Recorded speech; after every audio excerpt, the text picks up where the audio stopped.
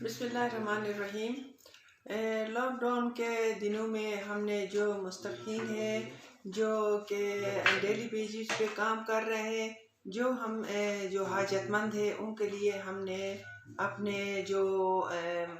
بے حیثیت لوگ ہیں جنہوں نے اپنا نیت سے ہمیں ڈونیشن کیا، اب اس حوالے سے ہم نے لوگوں کے لیے ہم نے راشن تقسیم کیا گھر گھر جا کے۔ اور جو ہے ابھی بھی گلگت بلتستان میں بہت زیادہ ضرورت ہے لوگوں کو راشن دینا، اور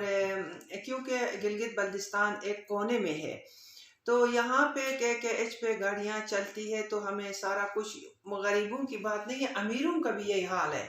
کوئی مل جاتا ہے، نہیں ہو تو خاص کر ان دنوں میں لاک ڈاؤن کے جو دن ہے ان دنوں میں بہت مشکلات ہے، تو لوگوں کو راشن بھی نہیں ملتا ہے،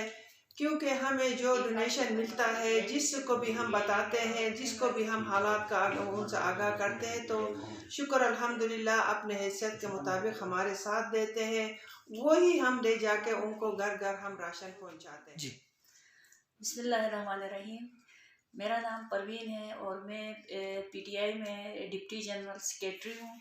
اور میں اور جنرل سیکریٹری اپنی مدد آپ کے تحت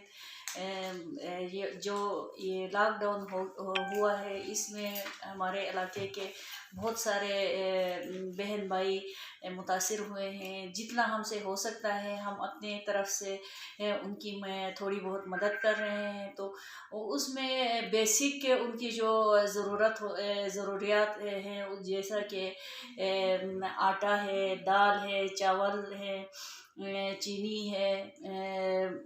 اسی طریقے سے جو بیسک نیڈ ہے وہ سارے اس پیکیج میں ہم رکھ لیتے ہیں، کم سے کم ان کے